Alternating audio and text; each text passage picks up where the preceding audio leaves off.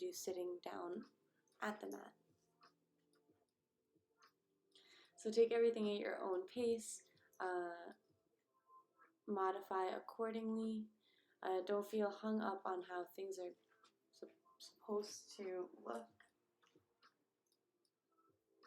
Much more important, much more invested in how they feel in your body than how they look.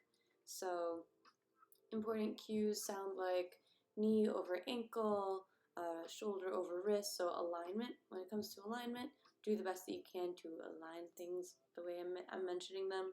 Don't get hung up on if your body looks like the same exact shape as mine or anything like that. It's not a dance routine, and we're just building a relationship with our own breath, with our own bodies. So don't get hung up on it being correlated or calibrated to mine. Oh, got some dandelion tea this morning. So good.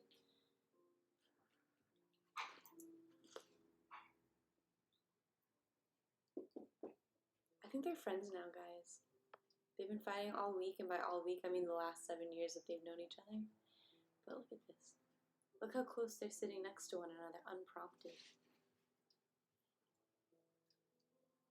So, today in class, I guess I'll wait until after to roll my mat out because they look so comfy. I just don't want to look at them. I just don't want to mess that friendship up. A little tail wag. Oh. Okay, so hopefully they keep getting along. But things you'll want for class, yoga mat, or really just a surface to practice on. So maybe a blanket or a towel, something at least to put underneath your knees. Unless you have carpet like this, you can just practice on the carpet. That's what I do. When I'm not on stream, I don't ever really roll my yoga mat out. I just wing it. But if you are on hardwood floor or tile or linoleum, you're going to definitely want a softer surface for your joints. You might grab an extra towel or blanket to place underneath your hips or place over your body later in Savasana. Or if you have yoga blocks, definitely bring them over. You can just leave them at the short end of your mat, like the front end of your mat, so they're easily accessible for any lunges or anything. If you don't have yoga blocks but you wish you did, you can use stacks of books or DVDs if you know what DVDs are. DVDs aren't as good as books. Books are heavier. And we'll take it from there. There's nothing in particular that I'm thinking about that you'll definitely need a block or a blanket for, but they're nice to have around if you do have them available to you. I'll try to mention them throughout class when they might be helpful to you. So we're going to get started here in a comfortable seated position. Just like we always start class with a nice grounding meditation to arrive in the space, drop into our bodies, something like, yeah, it's just so cute. And kind of become present with ourselves and just checking to see where we're at, how we're doing. So if you're seated on the floor, your legs might be cross-legged. If this is uncomfortable for you to sit up tall here, you might sit up on that block, on that rolled up yoga mat or even stack of books to get your hips higher than your knees. The hips higher than the knees isn't a rule. My knees are higher than my hips. It just doesn't bother my lower back, so non-issue. If it was bothering my lower back, I would make moves to raise my hips up. If you're in a chair, you can still be in the same alignment. Heart over hips, head over heart. Hands come to rest down on the lap, either palms down to ground down, or palms up to give and receive energy if you feel you've got a little extra to give today. Eyes can close or lower to a soft gaze just beyond your legs, not looking at anything in particular. And we'll start with 3 cleansing breaths. In through the nose, shoulders rise up towards the ears, and out through the mouth with an audible sigh, shoulders drop away.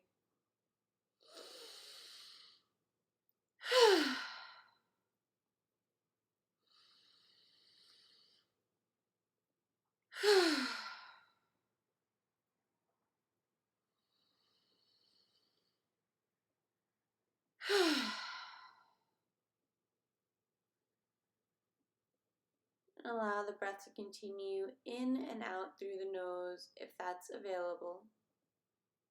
Returning to a natural pace.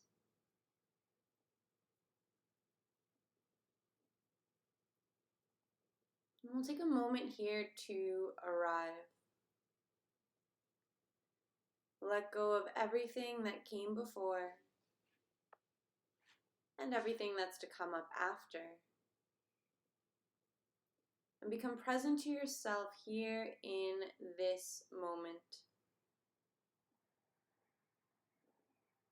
Here in this space.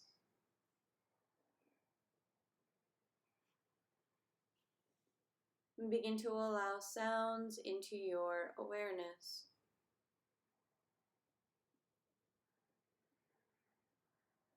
Perhaps the sound of passing traffic or singing birds outside your window.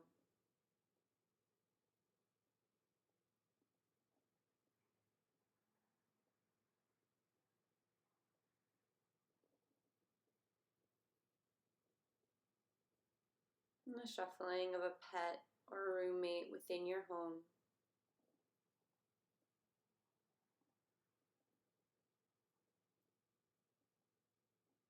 Allowing all sounds in all part of this moment, this experience.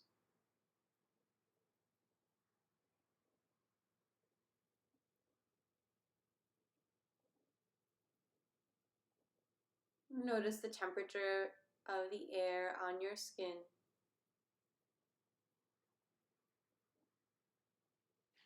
And feel the weight, where your body makes contact with the ground below you.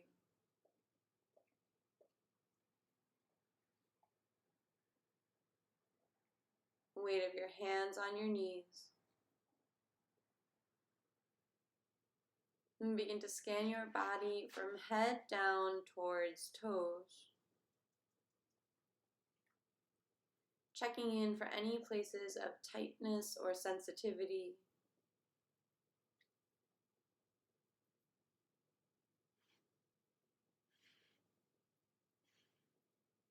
Any restlessness or fidgeting.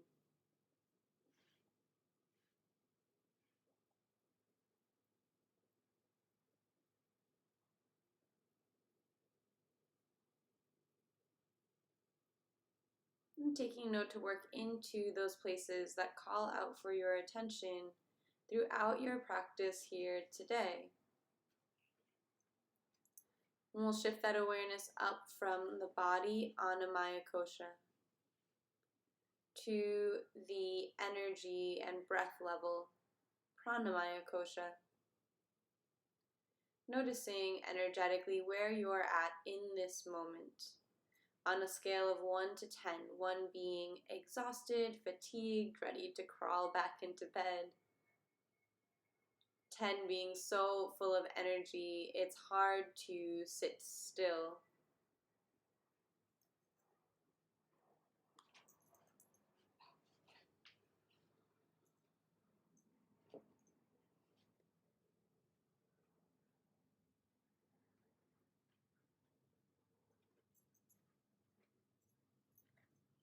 And shifting the awareness up to the breath. No need to change it, just observe. Inhalations, exhalations, whatever space in between.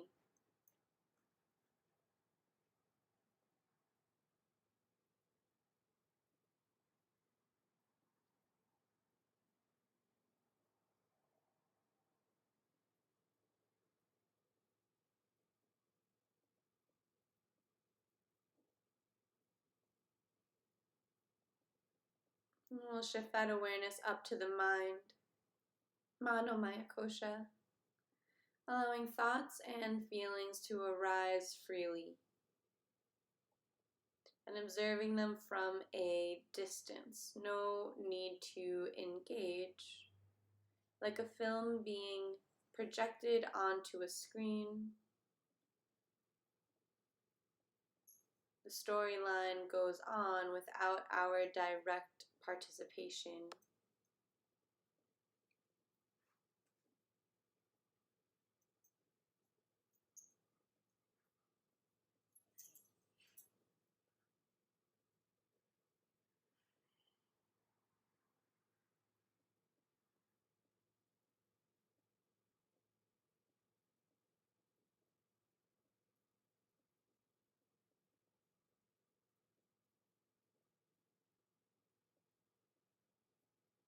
Notice what are the quality of the thoughts today.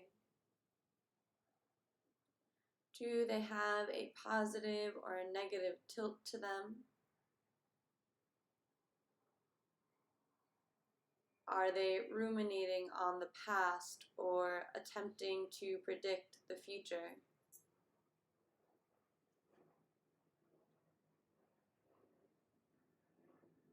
Not good or bad, not right or wrong, just something to notice.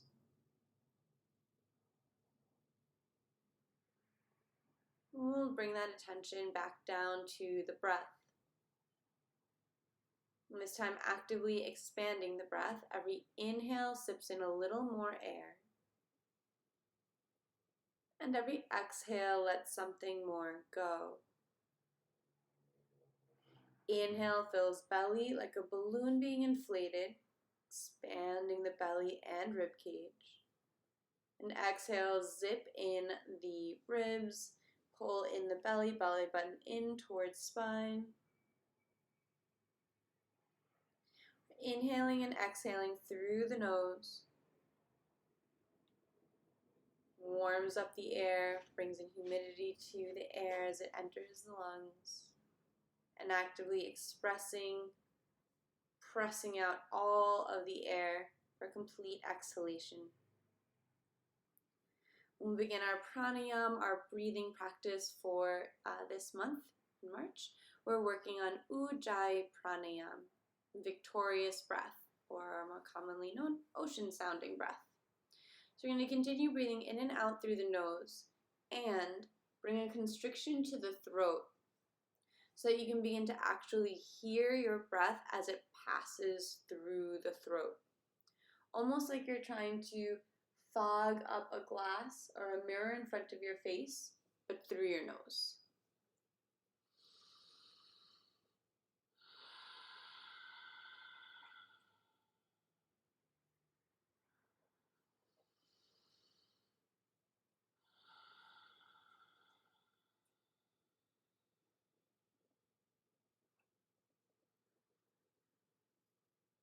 And also think of it almost like blowing out birthday candles, but once again through your nose. And the breath becomes loud enough. You slowly build it up so that if you were, for example, in a yoga room, like in real life, the person on the mat next to you would be able to hear your breath, but perhaps the person 2 mats down would not. So we're not going so loud that you're starting to like rip at your throat or anything like that, but just loud enough, like the sound of the ocean.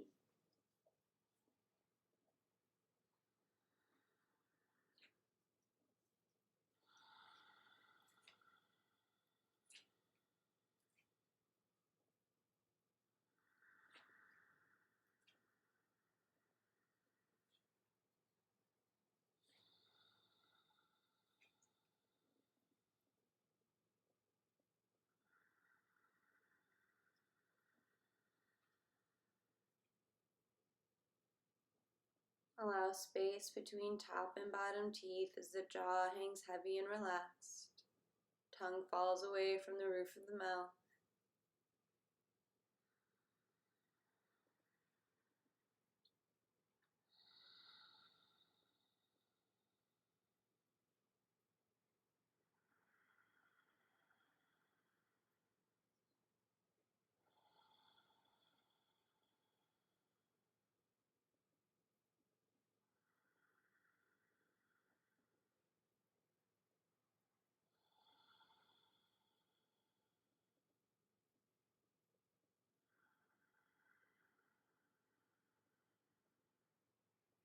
Still seated up tall in the body, crown of the head reaching towards the sky, shoulders slightly pulled back.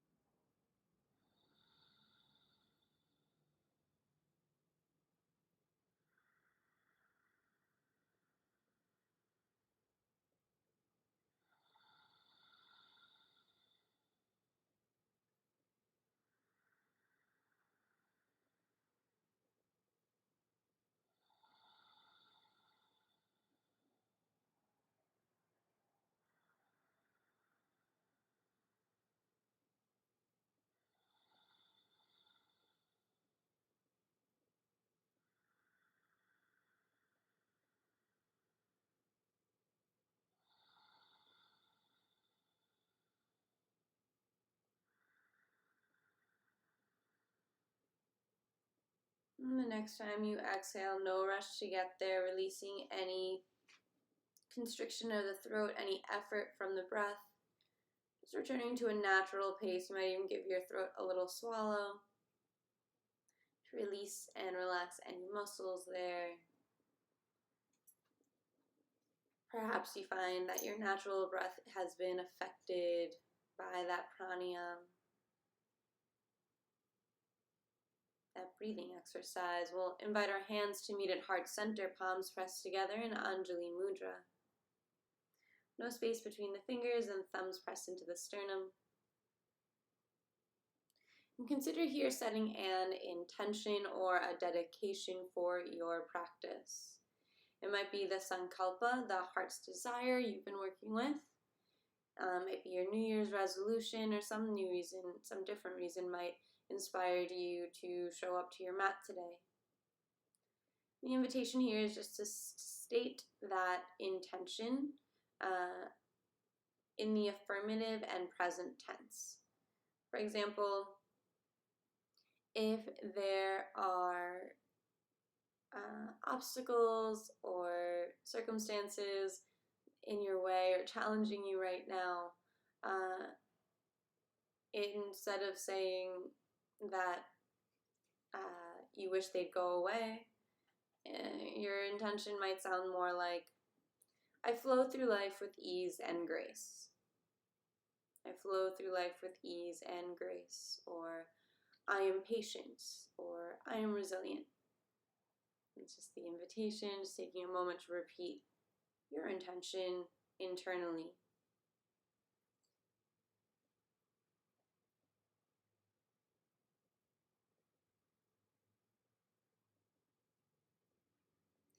And we'll set that intention with the sound of Om. You're invited to chant along with me, of course. First, a cleansing breath.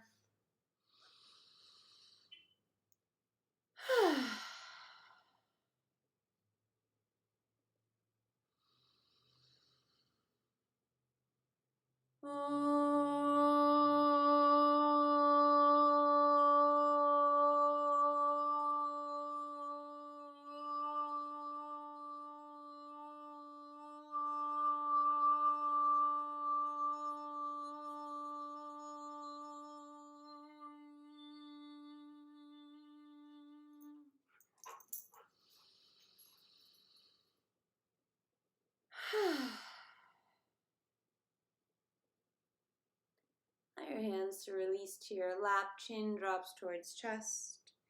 And on an inhale, right ear rolls over towards right shoulder. Exhaling, chin to chest. And left ear towards left shoulder, just allowing the head to gently roll side to side. Good morning, Oya Hydrangea. Good morning, Greg. Great to have you guys here in class. Welcome, welcome. So just allowing the head to gently rock side to side. Opening up the space between ear and shoulder.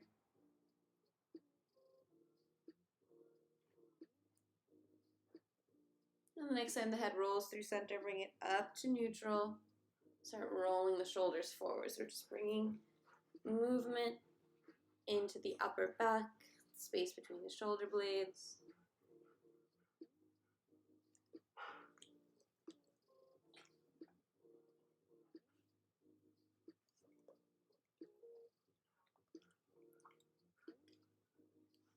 And we'll roll the shoulders back, opening up the space, the chest.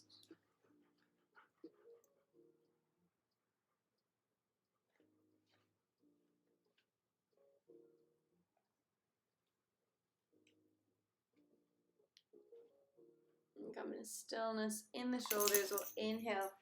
Hey, back up, everybody, back up. Go ahead. Go lie down. Go lie down. Go play in the other room. Arms sweep up overhead on the inhale. And exhale, bend over to the right. Left arm reaches over. Inhale up through center. And exhale over to the left. So just beginning some side bends here. Beginning to open up that spaces between the ribs, the intercostal muscles. Making up the shoulders a bit more.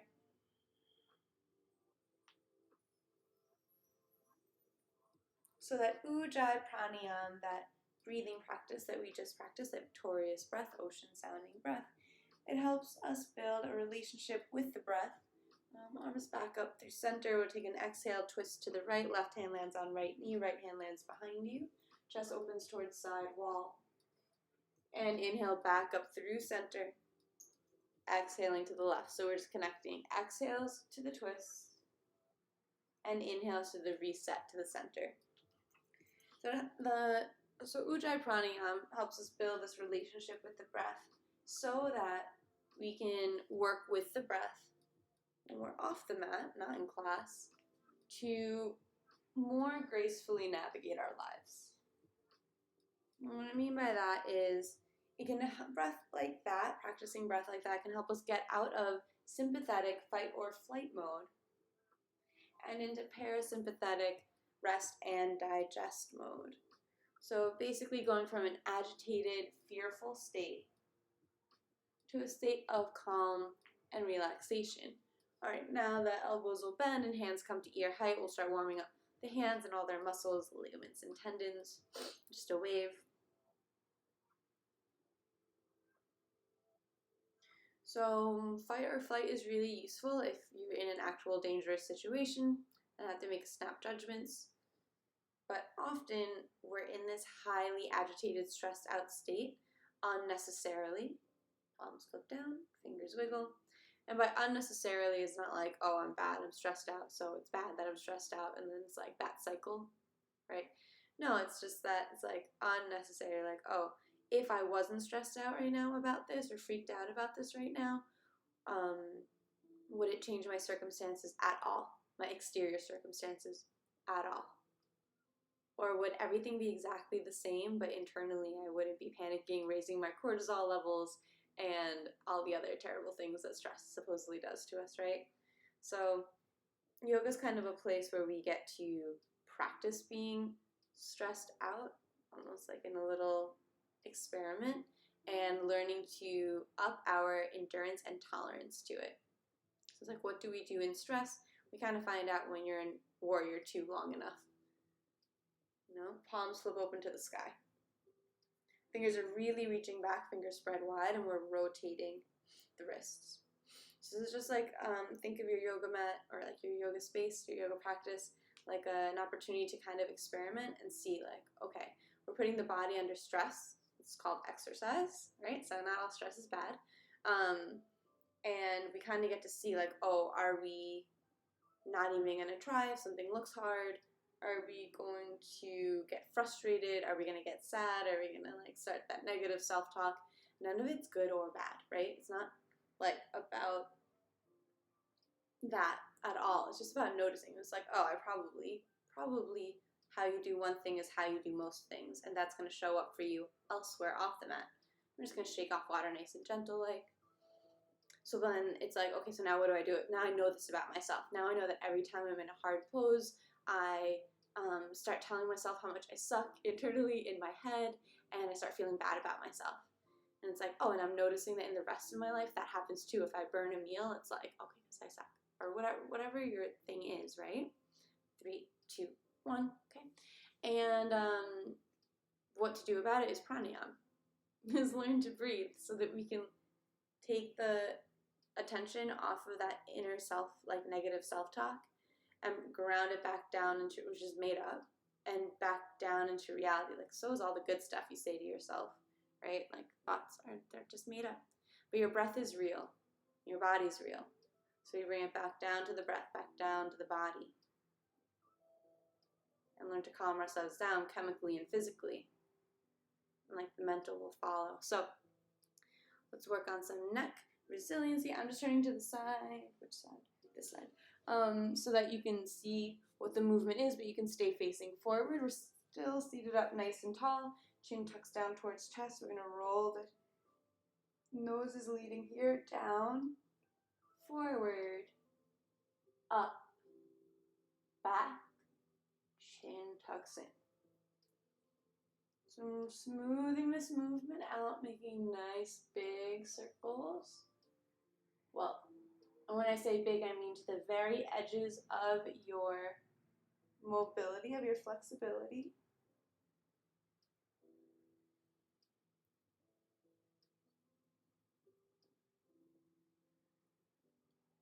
Keep breathing slowly and fully.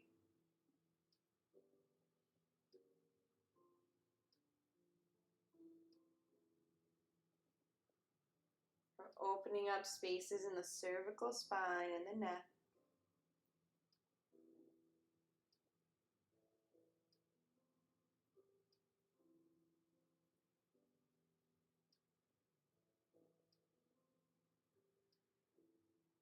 Helping to kind of workshop through or undo some of that looking down type action that most of us spend a lot of the day doing, myself included. Looking down at a desk at work, looking down at a laptop, down at a phone.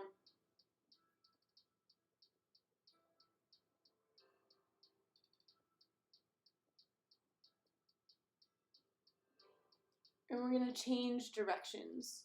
So we're looking up, now we're leading with the chin. Chin comes forward, forward, forward, scoops down, pull the chin in and up. And we just continue that smoothing, that movement out.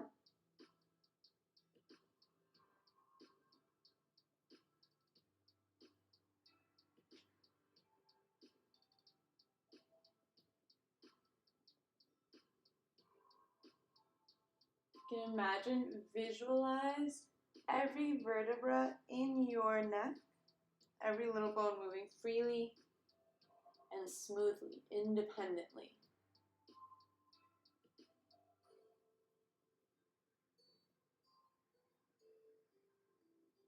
It's our last circle here.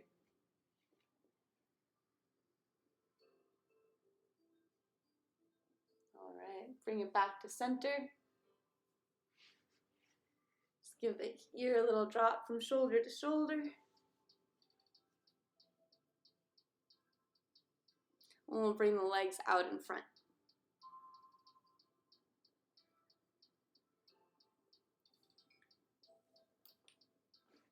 Legs out in front, spread and scrunch the toes. Roll out the ankles. So a couple of you in the past week or two have brought up to me that your legs fall asleep from sitting like that, like cross-legged for so long. And I just wanted to, so I feel like if one or two, or two of you guys are experiencing that enough to mention it to me, there's other people who are experiencing that, just not mentioning it. All right, let's change direction of the feet. So we're just making up the lower legs here, feet and the lower legs. And so I just wanted to bring it up to say that's completely normal, and I think probably everybody that I know goes through that, especially in the beginning. It's a long time to be sitting with your legs crossed, and with the knees bent so deeply, it does cut off some blood to the legs, and the hips can get cut off. So as our bodies figure out how to re-navigate some of that blood distribution, let's bend the knees, they become nice and wide. We're dropping the knees side to side. Feet are wide enough apart that the knee falls onto the floor, not on top of the other leg. It just kind of takes some patience and resilience. But I don't want you forcing yourself past a point of comfort for you, if that's a really scary experience for you, or if it becomes unbearable, there's a point in which you can only sit cross-legged for so long for all of us, right? Then the invitation is just to change the, the orientation of the legs, or in between, take a little, shake them out. That's what I always do. I like shaking it out. And then I change the direction of the cross, or sometimes I let a leg stick out. You can totally do that. It's totally fine. Like I said, not a dance routine, just we're just like building up that endurance. So let the knees fall over to the right and hands come down to frame the right knee and come into tabletop pose, and I'll roll my mat out. Now that the canines have relocated.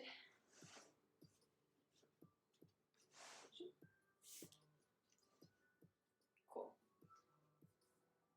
So hands come below shoulders, knees come below hips. Let me just bring the chat over here so I can actually see what y'all are saying. Cool.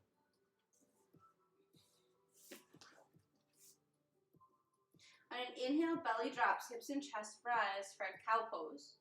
My hands are pressing down and back, my knees are pressing down and forward like I'm trying to scrunch the mat together for grip, for resistance to deepen that arch. And exhale, rounding in the spine, chin tucks in towards chest. I'm pressing my hands down and forward, knees down and back like I'm trying to spread my mat apart for cat pose. Inhaling through cow. All this is still happening in and out through the nose if that's available for you, and exhaling through cat, like a Halloween cat, rounding in the spine. You're calibrating with your own breath's pace. So the speed of your body is linked to the length of your breath.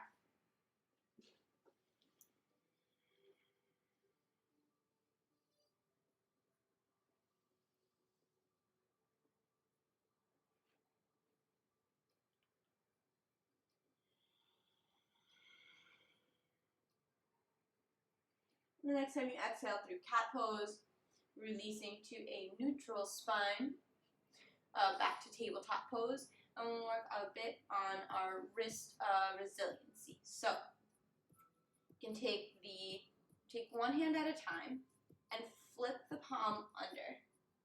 So now my fingers are pointing towards my knees and putting the weight on the whole top part of the hand. Maybe the other hand flips over as well.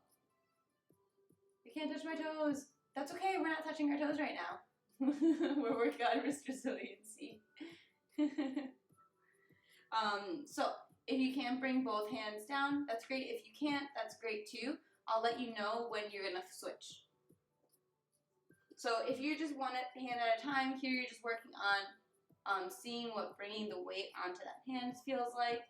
If you have both hands flipped under, then the next thing you're gonna wanna do is straighten the arms out. So likely you're here. We're gonna work on straightening the arms out. You can only do 45 degrees, I think. Well, yoga can definitely help with that. Join us, friend. Verticinio. Okay, so from here, we're trying to straighten the arms out and turn the elbows forward. So see, this is the point of my elbow, and this is the eye. That's the inner part. As we straighten the arm out, we rotate the arm forward. So we rotate that eye of the elbow forward in front of us. It's okay, being flexible isn't a prerequisite for yoga. Exactly, Bodhi. So actually, like, a lot of times people feel like you have to be flexible to do yoga, but the whole idea of doing yoga is to gain more flexibility as well in your mind and in your body. So yoga is a great place to go when you're trying to gain that. Do what you can do and feel a stretch, but nothing hurts. Like uncomfortable, not painful. Great. Thanks, Bodhi. Took the words right out of my mouth. So how do we do that? So we're going from elbows bent to elbows straightened. Elbows bent to elbows straightened. So working on that right there. If you just have one hand flipped under, go ahead and switch from left to right or right to left. And then say you can't get your elbows all the way straightened here with the eyes of your elbows facing forward. Then you might give it a little, not even a rock back, like there's no momentum here at all. I'm just leaning back a little bit, Luna. The husky does not approve. I can't straighten my elbows. Totally. So, from bent, bring it even more. So from like your edge, from like the closest you can get to straightened elbows, bend the elbows more and then go to the edge. Bend the elbows more and go to your edge. So wherever that may be, wherever the edge is for you, you're gonna lean out, so like press out of it, away from it, and then back towards it. Good morning, Matt Roth. Hello, hello. Okay. So elbows bend, back towards straighten. Doesn't like that pose apparently. Who doesn't like, oh, like, no, I don't think anybody likes this pose apparently. Not apparently. From like past experience, nobody likes this pose, but it's really good for your wrists. Alright, so we're just here for another deep breath wherever you're at. You might be in movement, you might be in stillness. Okay. Then if you're leaning back, bring the shoulders back up over the wrists. Untuck. One hand at a time. Tuck your toes under. And we're going to sit it back. Good morning, John. Hi, John Hall. Okay, so we're sitting back the heels onto the heels. Better. Getting the feet a stretch. And now we're just going to give the hands just open and close them a couple times. Fingers interlace. And then like wrist flossing. We're just going to figure 8 with the wrists. So that really awful thing I just put you through, that wrist resiliency work, it adds up. So we're changing directions. So we're building up all of those, that whole area, that whole joint area here, undoing a lot of the monotonous, small repetitive things we do, like typing, texting, drawing, writing, like whatever little small movement you repeat, it's going to, like, all this work helps undo that, help us avoid carpal tunnel, and other problems that kind of show up when we do such things in repetition. So your feet should feel nice and stretched out now. If this is becoming easy for you, because we kind of do this every class, you can start leaning back a bit more, and that's going to bring even more weight onto your toes, opening up even more of the back of the feet, but I'm sure most of you are very, very ready to get at it here. So let's come back to our tabletop pose. And tuck the toes. And the right foot steps up between the hands, left foot steps up to meet it. Let's heel toe the feet out to the edges of the mat. Pinky side edges of the mat. And then we'll bend deep in the knees, let the hips and head rise for a deep squat. Then the legs extend straight-ish, but they don't have to be all the way straight, up to a forward fold. So heavy head, light hips. We're going back and forth between the two. Heavy hips, light head. Light hips, heavy head. So just a couple times here. Just begin to wake up, really wake up the legs here.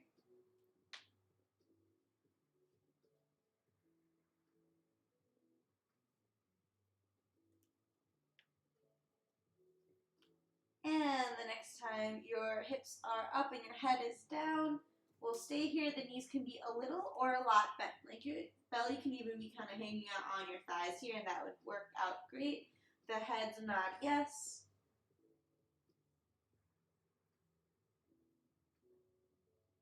Give it a shake, no.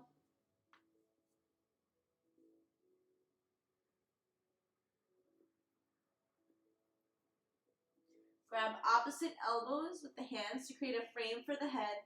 Give yourself a rock side to side for ragdoll. Or you can even bob forward and back, figure 8. So whatever works for you. It's a little free movement here.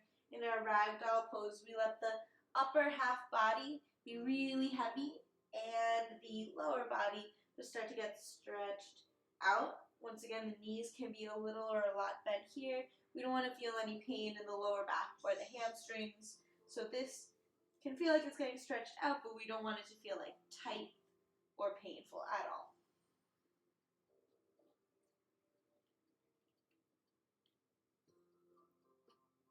We'll release back to center. Hands come down onto the ground. Heel toe the feet together. I wish I could do this stuff. Well, you're invited to come hang out. It's not, it's all levels, so everyone's welcome. Some of us are at work, so we can't. Oh, today's Sunday, so I think all of y'all can work.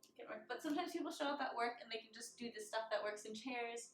But on Thursday, we're doing an all-chair yoga class, so still invited. All right, let's inhale up to halfway lift, hands on shins, crown of the head reaching towards the front of the room, tailbone reaching towards the back of the room, like you're making the number 7 with the body. Exhale, forward fold. And inhale rolls you up one vertebra at a time. Heavy head comes up last. Arms sweep up when you get there. And exhale, hands to heart center. Adjust. So we're in Tadasana, mountain pose.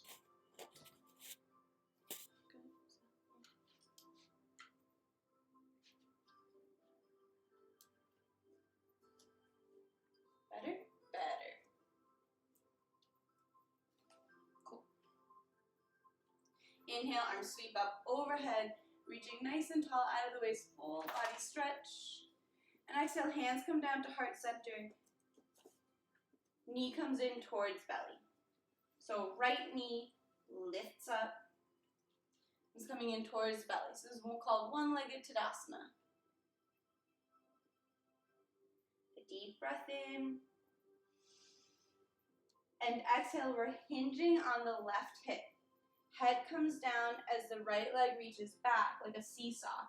So we're counterbalancing the weight of the head and the leg. Reaching back with the right foot. Hips stay square towards one another like you're making the letter T with your body. Warrior 3. Virabhadrasana 3. So you got a full breath in here. And then bend in the left knee to float the right foot down onto your dog. To float your right foot down. Hands can come down to frame the left foot to find your spacing. So, left knee over left ankle. And then we're rocking forward and back on the right foot to give the calf a bit of a stretch.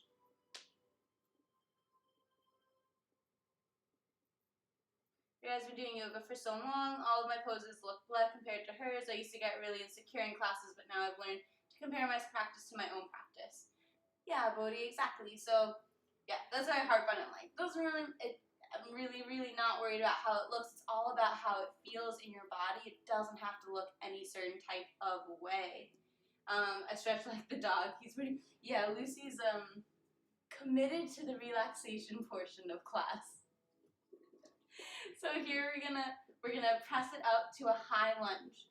So option to sweep the arms forward and up, or you can use your leg kind of like as a step in between to keep it nice and stable. Left hip pulls back, right hip pulls forward. Nope. Left hip pulls back, right hip pulls forward. Yeah, I did say that. Okay, great. So my legs are nice and square towards one another. Arms sweep up overhead. And exhale, shoulders melt away. So we're strong here. Fingers interlace behind the head. And then release the thumbs to frame the neck. I'm going to press my head into the hands, press my hands into my head, and use that leverage to open up the shoulders. So, open up the elbows, stretching out the shoulders. So heads pressing into hands, hands pressing into head. My legs are strong, squeezing in towards center line. Left foot's pressing back, right foot's pressing forward. So like a scissoring action towards center that helps stabilize the pose. And all the while I'm breathing fully, really giving these shoulders a nice deep stretch with a slight tilt back of the upper back. So just of the upper chest area. And I've got one more deep breath here.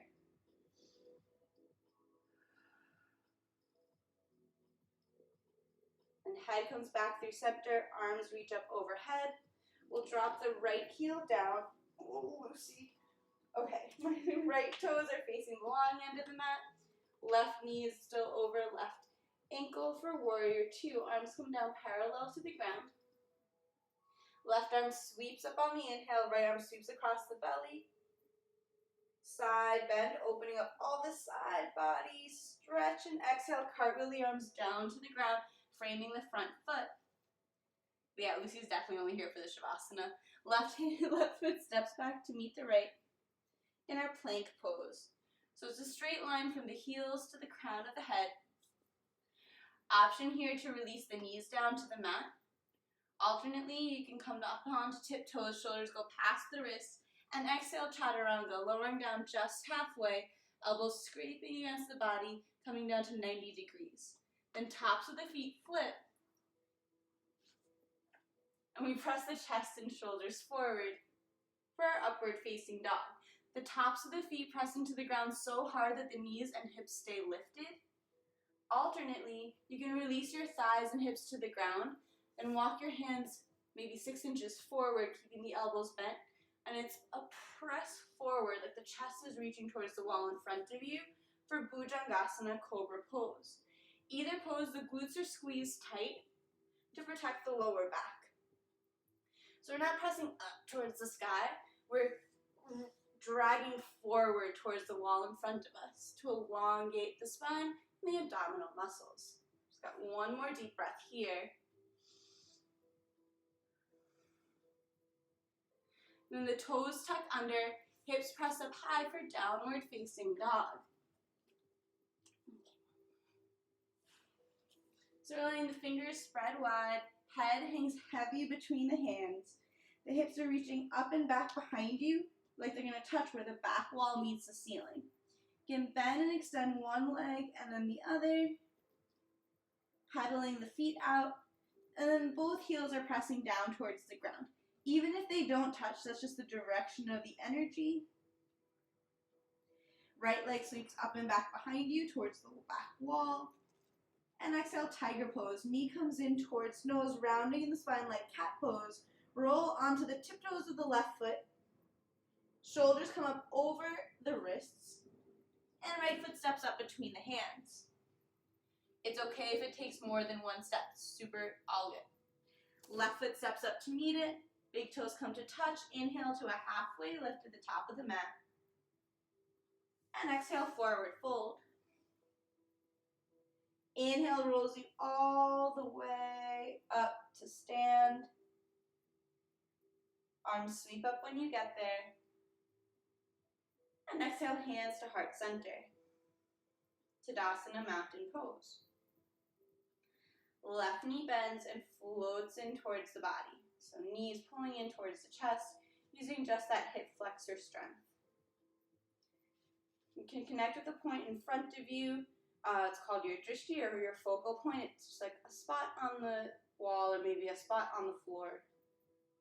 Deep breath in here. And exhale, hinge on the right hip. As my head comes down, that weight counterbalances my left leg reaching back. Like making the letter T with the body. The crown of the head is reaching towards the front wall, which means my gaze is looking down at the floor. So my whole spine's nice and long, one long line. There's no arch in it or anything like that. Hips are square in towards one another. The left hip's going to want to pop up just naturally, but we want to keep it in alignment with the right. And I'm really pressing through this back heel. Virabhadrasana 3, Warrior 3. Bend in the right knee. Your hands can come down to the mat to float this left foot down. And finding that spacing that works for you, right knee over right ankle. Give it a couple rocks forward and back, giving the left calf a stretch. If you're not feeling the stretch in the calf during this movement, then your knee might have a little more bend in it than it needs to have. Just really work on straightening out that leg, like you're bringing the back of the knee towards the ceiling. That should help stretch out the calf muscle.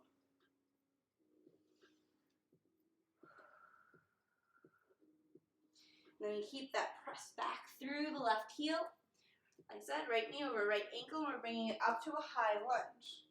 Remember, you can always use this thigh for stability on your way up. Then the right hip pulls back, left hip presses forward.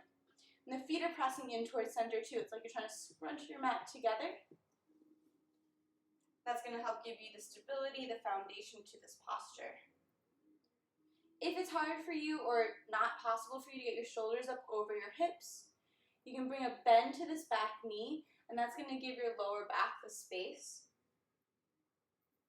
to have this alignment. Shoulders over hips, head over shoulders, shoulders over hips, knee over ankle.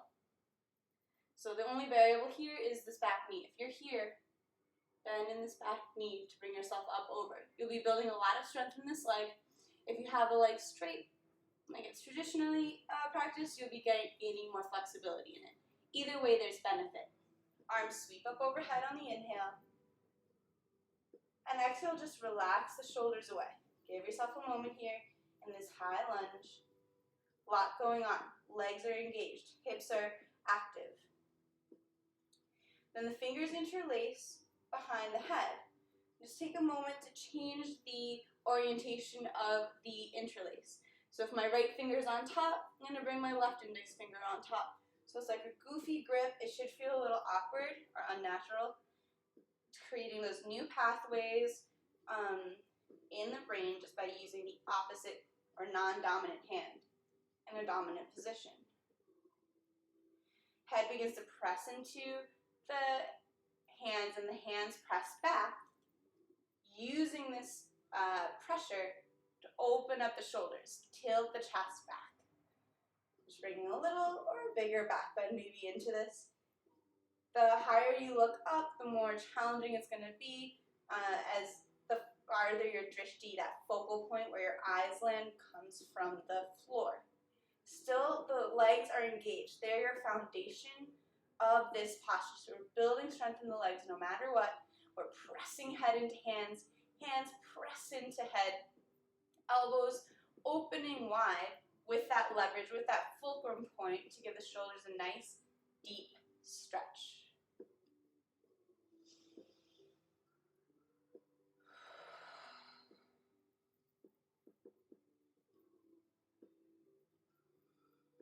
We'll release the hands back up. Drop the left heel down to the ground. So now the left toes are facing the long end of the mat. Arms come down like the letter T for warrior two. Right knee still over right ankle. Rise the right arm up. Left arm sweeps in front of the body just for a moment in this reverse warrior. And exhale, cartwheel the arms down to frame the right foot. Step the right foot back to meet the left for your plank pose. Deep breath in here. And exhale, lowering down for chaturanga. You can lower the knees first or release the body down in one line. Tops of the feet flip for upward facing dog or cobra. So remember, if you're in your cobra, bring a bend to the elbows. Don't lock the elbows out. Just going to bring an extra crank to the lower back that's totally unnecessary.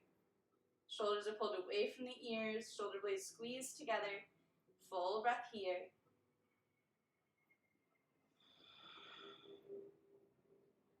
And the toes tuck under, hips press up high for downward facing dog.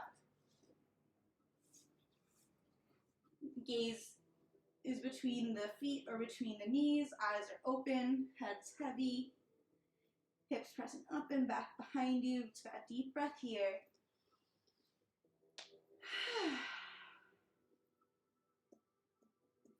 And the left leg sweeps up and back behind you towards the wall. Exhale, knee in towards nose, rounding in the spine like cat pose. Roll onto the tiptoes of the right foot. And shoulders come up over the wrists. Foot steps up between the hands. Right foot steps up between the hands. Big toes come to touch as you inhale to a halfway lift. Exhale, forward fold. And inhale rolls you all the way up to stand. Arms sweep up when you get there. And exhale, hands to heart center. Good work. All right, it's a fiery class today. So let's shake that out. So you can shake out one leg. other. Shake out the hands. We're going to bring a shake to the whole body now for lymphatic shaking, bringing a bounce to the body. The heels lift and drop with nice soft knees, creating this reverberation. You can drop, I like lifting and dropping my shoulders. Now, instead of inhaling and exhaling through the nose, you can bring that exhale through the mouth. Audible sighs are invited and encouraged. And if you have the energy today, you can bring a whole jump to it. Take up some space.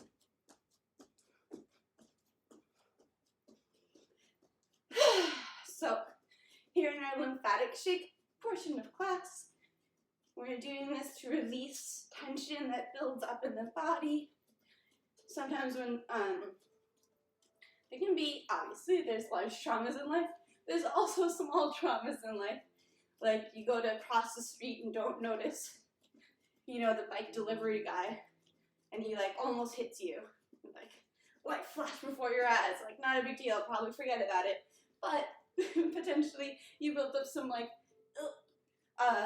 stress in the body that wasn't released properly. So this is kind of an opportunity, this is literally an opportunity to let go of all of those little moments that kind of build up over a lifetime of like freezing up or tensing up before a fight that maybe never happened. So we just get to shake it off. So in yoga philosophy, they're called samskara. That's those little energy points, those knots in the body, in the system, that block energy or prana, life flow. But you might also experience this chronic pain in a spot. It could be literally anywhere in the body, but places that mostly show up are hips, neck, shoulders, jaw. So we're just shaking all that out. When you feel like stopping, just double time.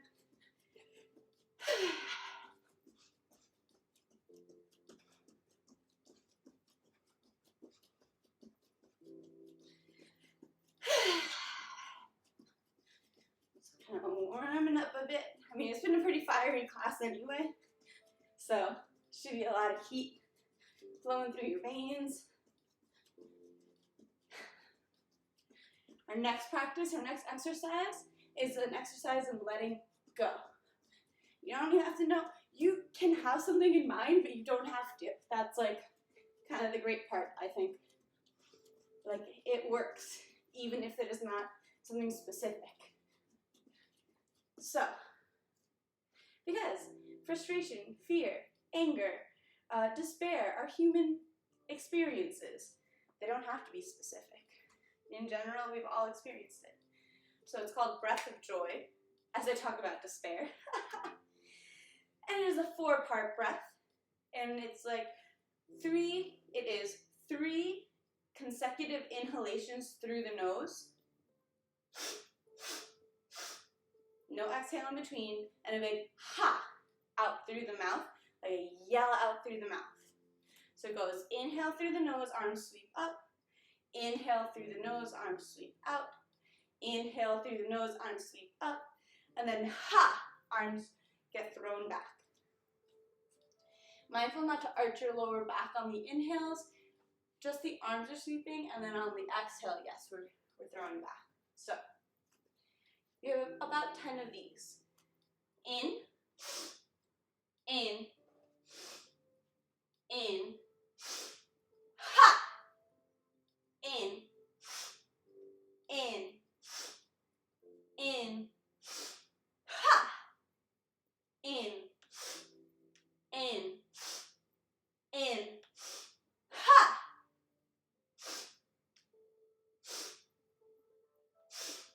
Ha!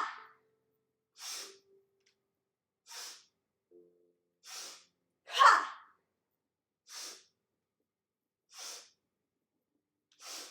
Ha!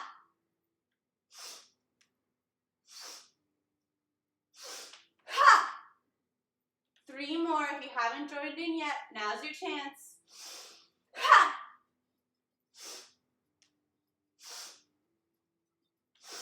Ha! Last one. Make this one count. Ha! Ha! You land here with one hand on the belly, one hand on the heart. Feet come nice and wide, stable stance. Eyes can close.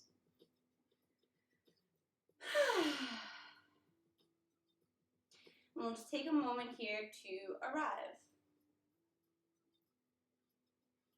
Taking your body like a snow globe and giving it a righteous shake. And now we stop to observe where that glitter dust settled. What was revealed?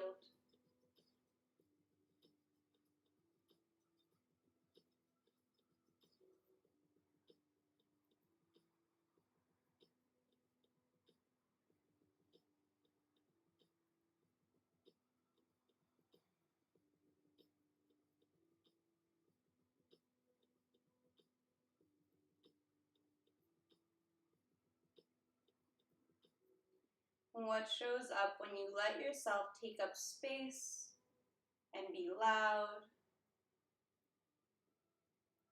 Or what shows up as resistance, as reasons for not fully participating? Why do you hold back?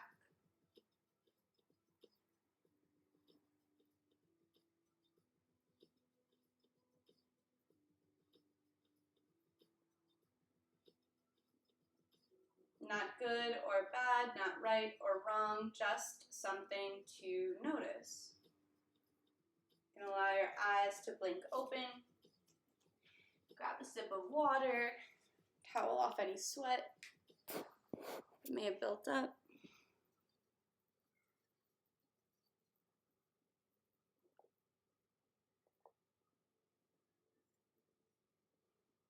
If you're already on the ground, just stay there, we'll meet you. Otherwise, you can come down with me.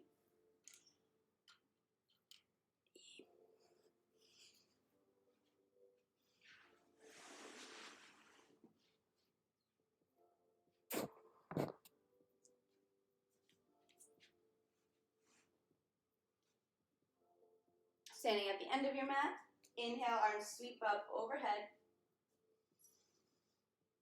Exhale, forward fold. Inhale to a halfway lift, hands on shins. And exhale, bend in the knees deep, deep, so deep that you come to seated. You can use your hands for that descent.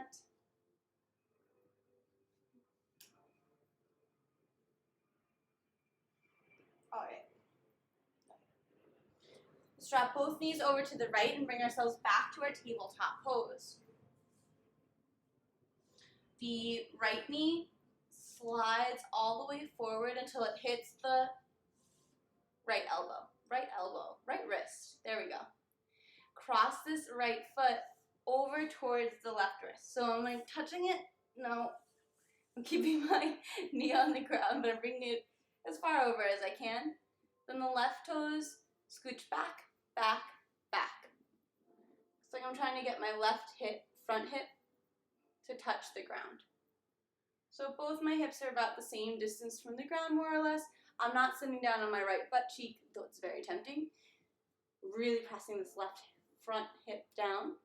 And untuck the left toes and press the foot into the ground so hard that the knee lifts just a little bit, just so I can get that knee in a good placement that just feels stable.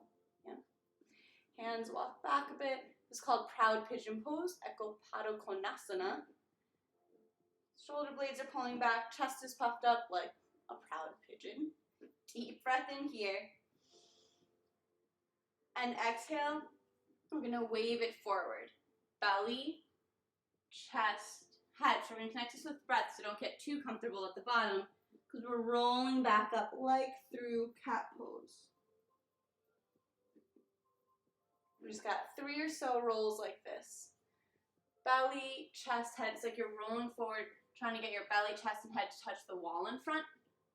Hands go where serves you for that movement. And then you roll back up. So you can do a couple more of these, or on your next one, as you feel ready, we're going to come down to land in our folded pigeon pose. belly, chest, head, and the head comes down to land, maybe stacked fists, or that pillow, block, what have you, maybe just hands. Forehead can come onto the ground as well. And the arms go wherever serves you so that you don't feel like you're in a perpetual push-up. So you want the whole top body to be really relaxed here so that you can focus the breath and the awareness and the stretch and really dedicate this posture to that right hip, right leg, right glute, just this whole area. Every inhale, just locate any tension that's not serving you, maybe clenching your jaw, maybe some tension in the shoulders, and just on the exhale, just melt it away. Just release it. And it's not helping you in this pose. Inhale to locate, exhale to release.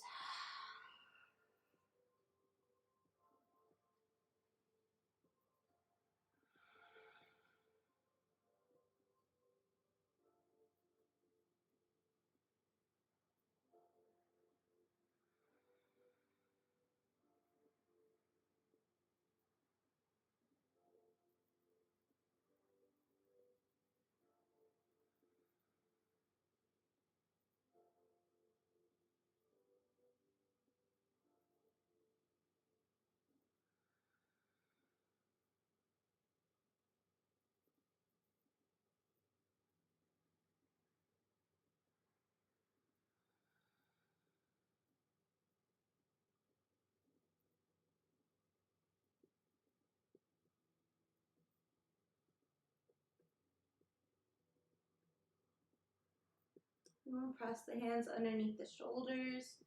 Press back, upright. And we're coming into a half frog. So pressing the hips just back enough so we can unpivot the knee. And the knee opens out to the side. Let me show you. So you're still laying down on your belly, but it looks like this. Like Captain Morgan. Thigh's going to come out 90 degrees, and then knee's going to bend 90 degrees as well. But Inception, flip the direction. Yeah, there you go. So, like straight out. Hands come underneath the head to support, and we're just relaxing this right hip towards the ground. It's just completely passive. It's called half frog pose. It's just like the opposite stretch. It's just the opposite stretch in the hip compared to pigeon pose. We're just relaxing that away. If you do have a block or a blanket, you can place it underneath your knee to bring an even deeper stretch here. Lifting the knee is going to open up the hip even more, those hip flexors. So in yoga philosophy and lore, rather, the hips are said to hold on to lots of our emotions and past memories that may have formed us for better or for worse. So sometimes our memories can just show up in these postures, and that's not right or wrong, not good or bad. It's just something to kind of observe.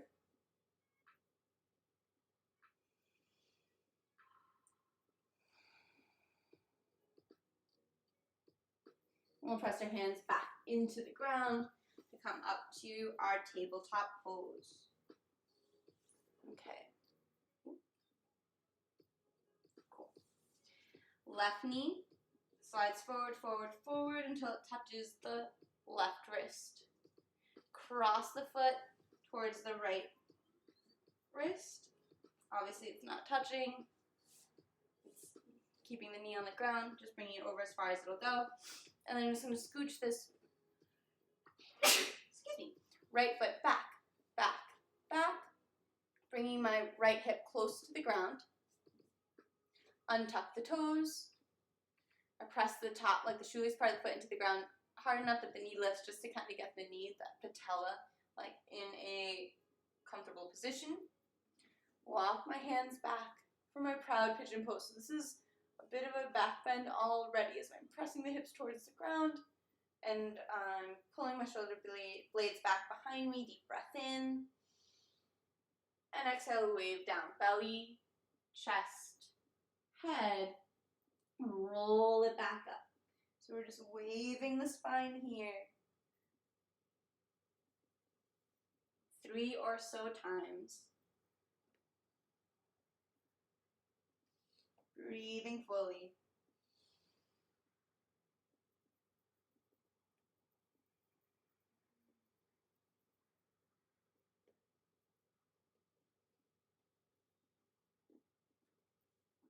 And ultimately landing belly, chest, head. Finding a place for the head to rest. For your folded Ekapada Konasana. Folded pigeon pose. Locating places of tension and inviting them to release away. Breathing fully.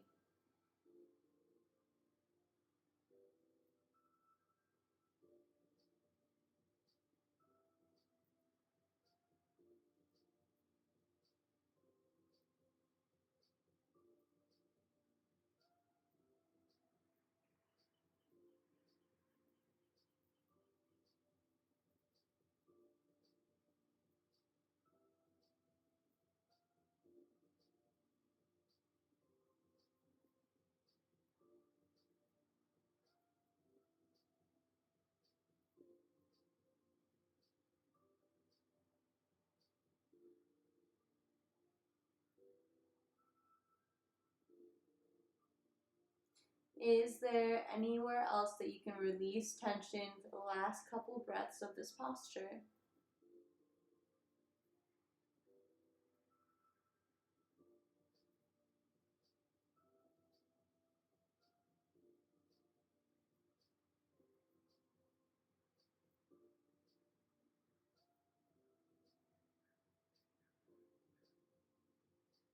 Last deep breath here.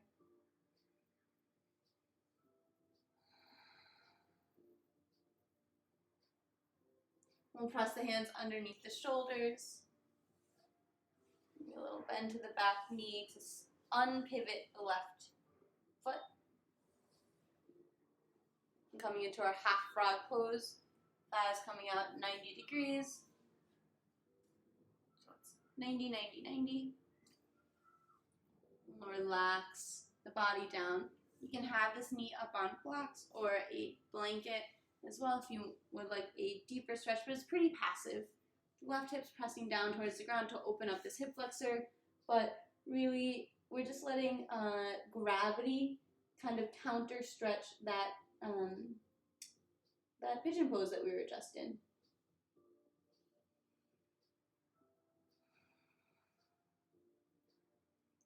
And just notice these restorative postures, less exciting as they are, these counterbalances, just notice what shows up for you. Are they a relief, like, oh, I guess, like relief from all that effort? Or are these the most challenging ones for you, where you're like, all right, this is boring, what's next? Right? Not right or wrong, just something to notice. Are you waiting for the next thing or enjoying this moment?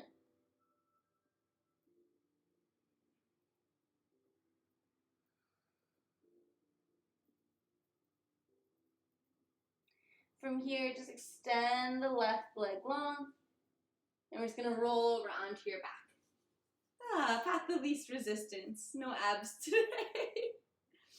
Well, we did some ab work. Alright, so we're hugging the knees in. Give them a little rock side to side. You can even give your knees a couple circles. Change directions.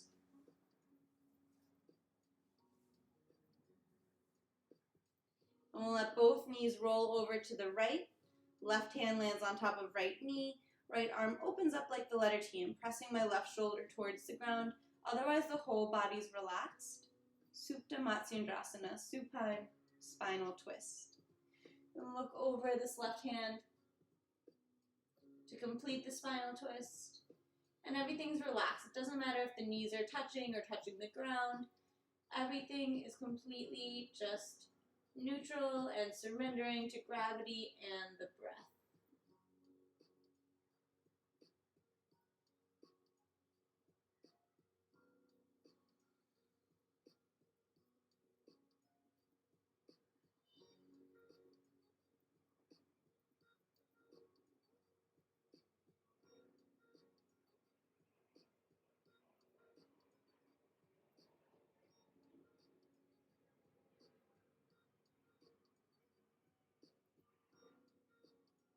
Let the head come up through center, knees come up through center, and gently release the knees over to the left.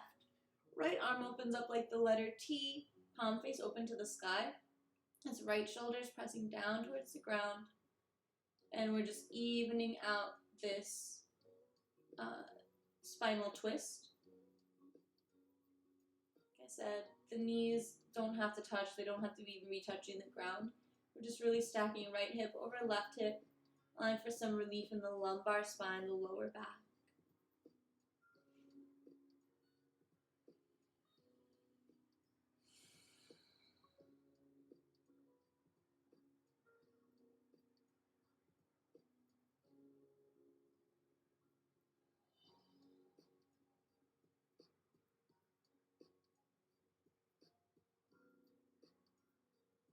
Bring the head back up through center.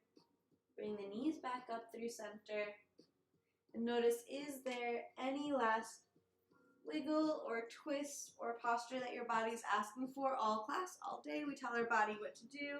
And now we just ask back, is there anything that it wants from us? It doesn't have to have a fancy yoga name.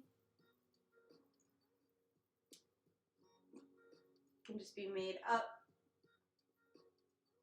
But the invitation here is to literally ask your body, what more? What's left? What would make this practice really satisfying for you? It's probably not going to answer with words. So you just kind of got to trust and let yourself move in an intuitive way. Doesn't have to look any certain type of way. You also don't have to worry about looking silly. It's not like you're streaming a video of yourself doing this for anyone on the internet to see. It's just a conversation between you and your body.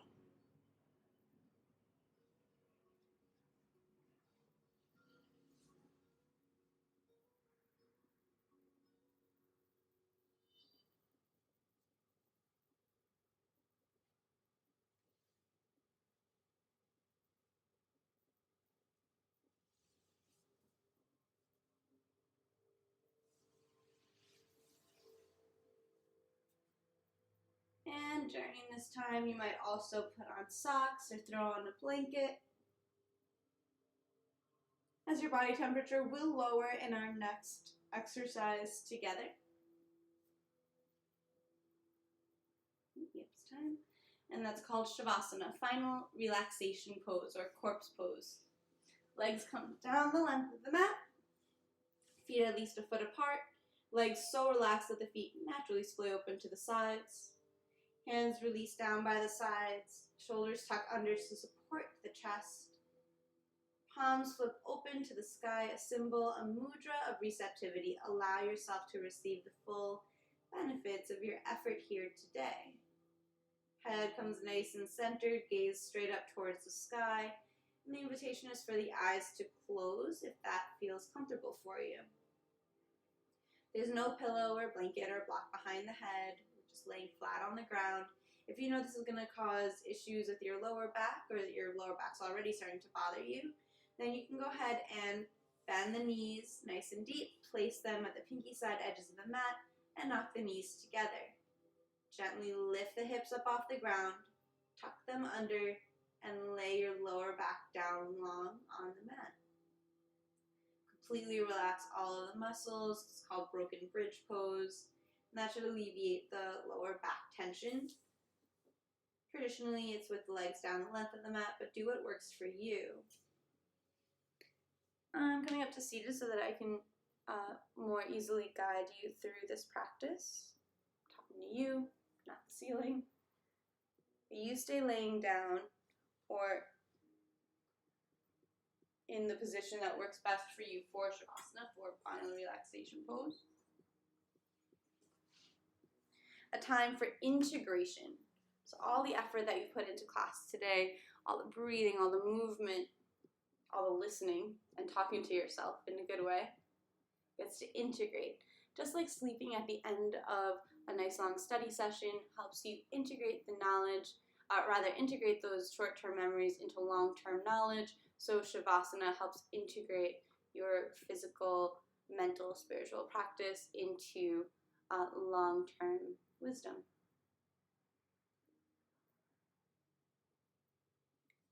And we'll start this practice as we did our first grounding practice with 3 cleansing breaths. In through the nose and an audible sigh out through the mouth. The shoulders just stay relaxed. No need to lift or anything. Lift or drop them or anything.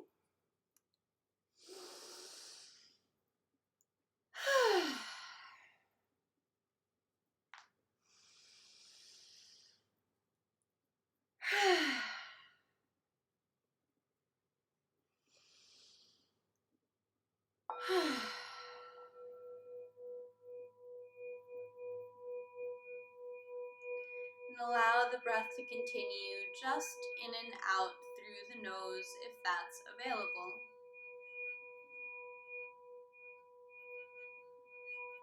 Inviting your exhalations to become longer and deeper than your inhalations.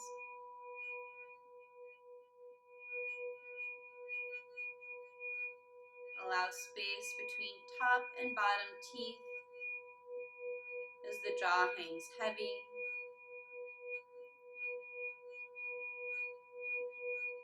And the tongue falls away from the roof of the mouth, a symbol of chitta vritti, monkey mind. Just inviting that monkey to sit this one out. As the lips and cheeks relax. Nose and nostrils relax. Gently allowing air to pass through like waves lapping up to shore.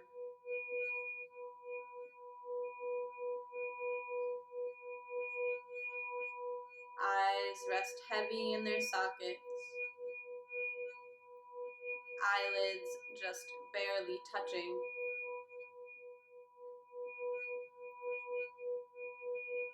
And the space between the eyebrows broadens as all the muscles in the forehead relax.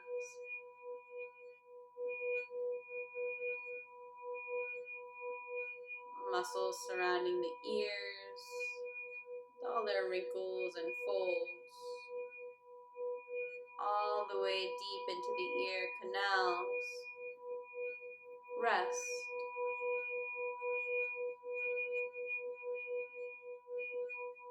Muscles surrounding the back of the head and top of the head, the hairline, all relax. Neck and throat release. And shoulders melt away. Upper arms and elbows rest. Forearms and wrists release.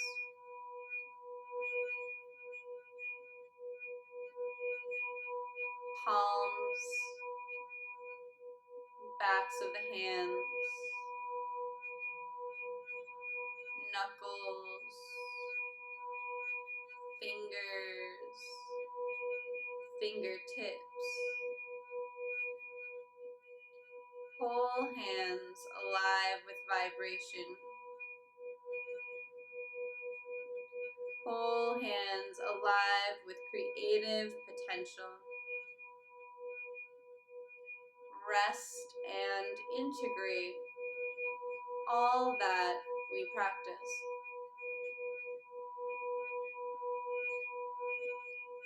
Upper back, middle and lower back.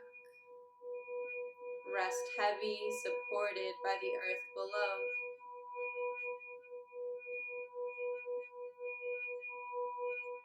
Chest and belly naturally rise and fall with the breath.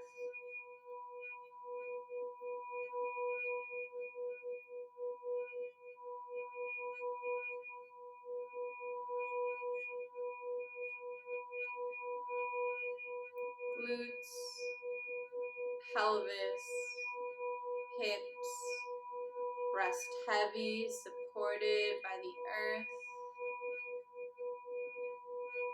Thighs and knees melt away. Calves, shins, and ankles relax.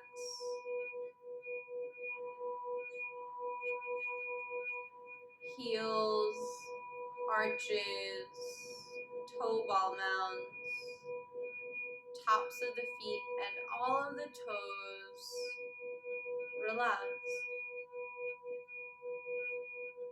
Whole body rests.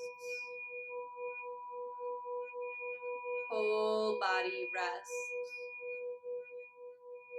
Whole body rests.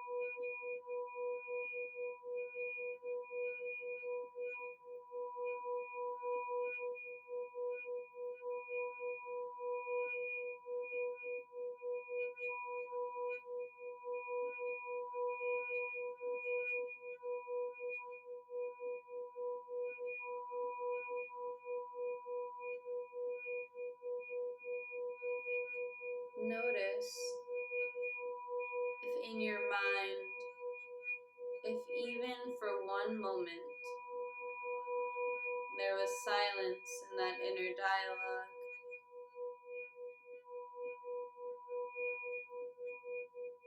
Notice if in your breath there's ease.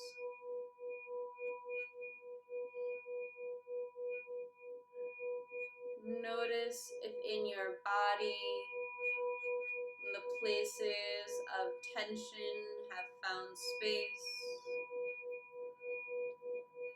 The places of restlessness have found peace.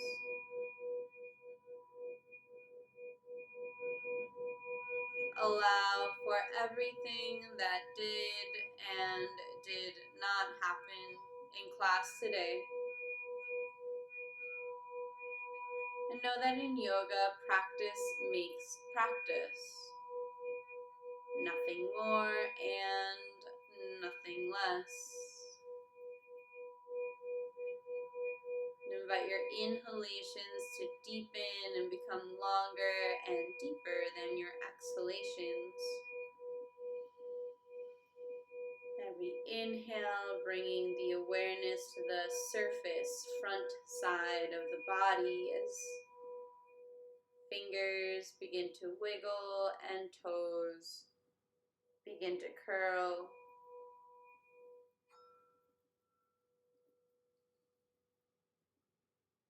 And head gently rocks side to side.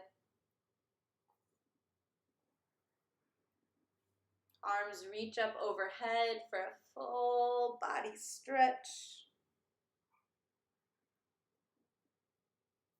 Allow the knees to bend and roll over to whichever side feels natural, landing in a fetal position. You can use that bottom arm as a pillow. Fully released and fully supported by the ground below you, bring to mind any intention or dedication you may have set for class today. We might take this opportunity to set one now. And if that intention inspires you, take it with you off the mat and into the world.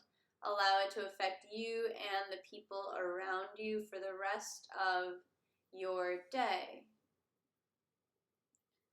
With eyes still closed or gently lowered, press your hands into the ground to come up to a seated position, just like how we started class.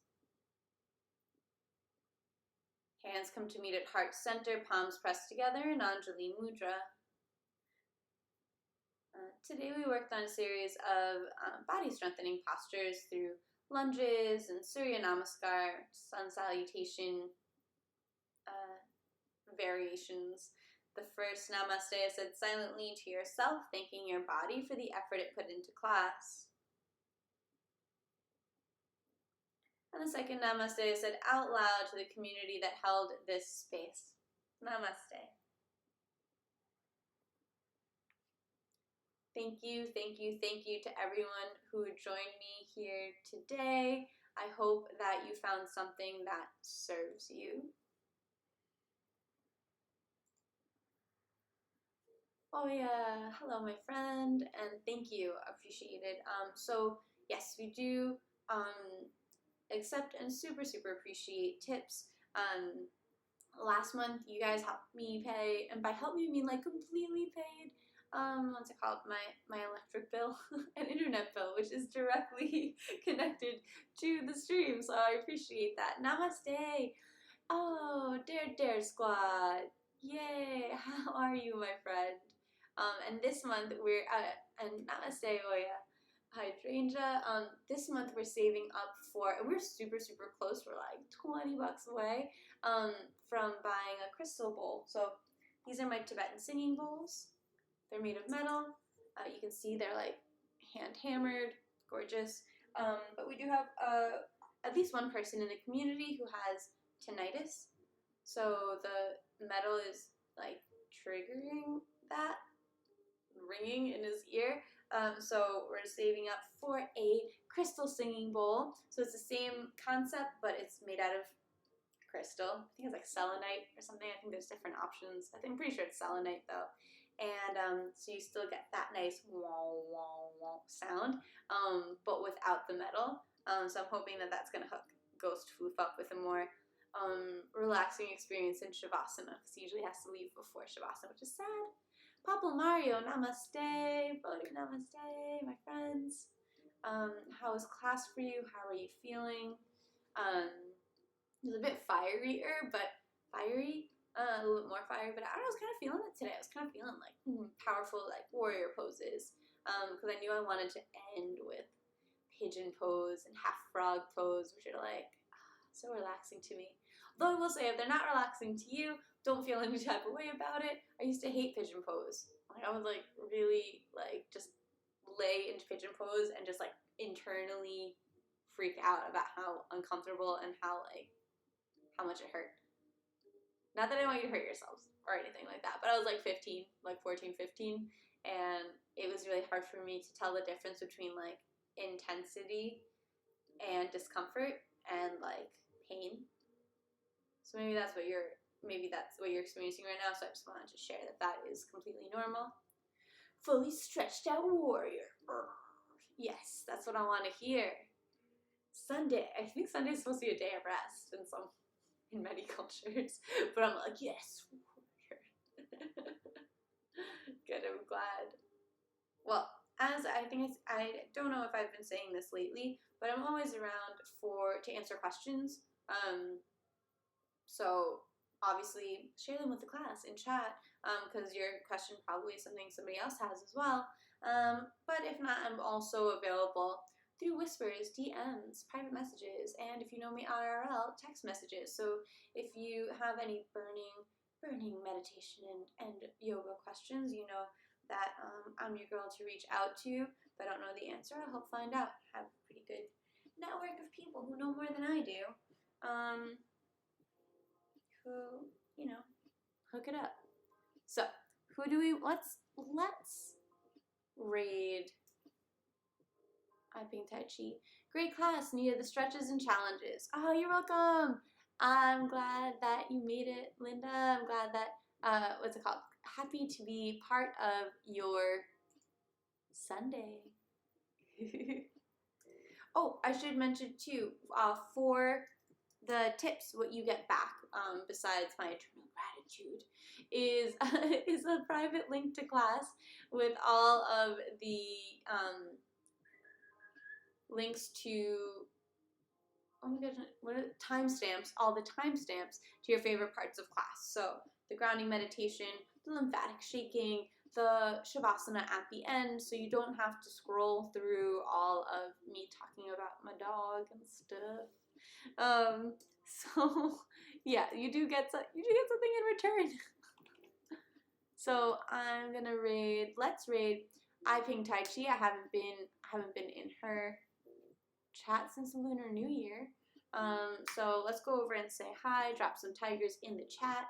And just send her my love. She's got really good energy. She's up in Connecticut, kind of close to where I went to college a long time ago.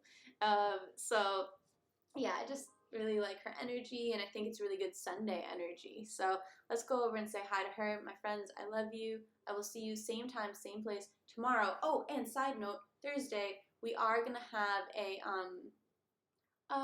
special class, specifically a chair yoga class, but I'll post and text everyone about that. Obviously, she needs to go out, so I will let you all go. Bye, my friends.